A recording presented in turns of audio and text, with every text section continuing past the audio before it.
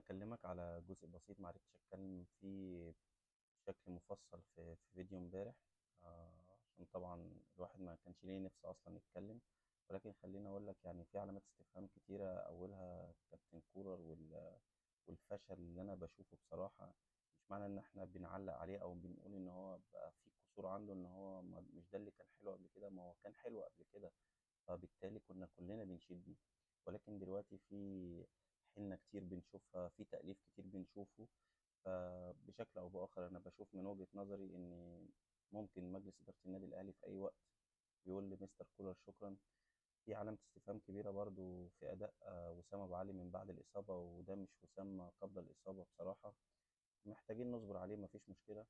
في برضه علامة استفهام فكرة إن أنت تلعب تواجد اتنين رأسات حربة، ورغم الفكرة أثبتت فشلها في أكتر من مرة. والشكل اللي أنا بتكلم فيه مع حضراتكم بالوضع ده، إحنا لو رحنا كأس العالم للأندية هيبقى لا حول لنا ولا قوة. وأنا هنا بتكلم على الإنتر كونتيننتال.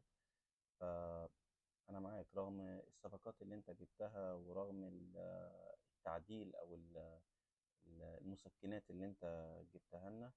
ولكن في ظل كل ده، ومش مع مدير فني كفء للمرحلة اللي جاية، أظن الدنيا مش هتبقى أظرف حاجة.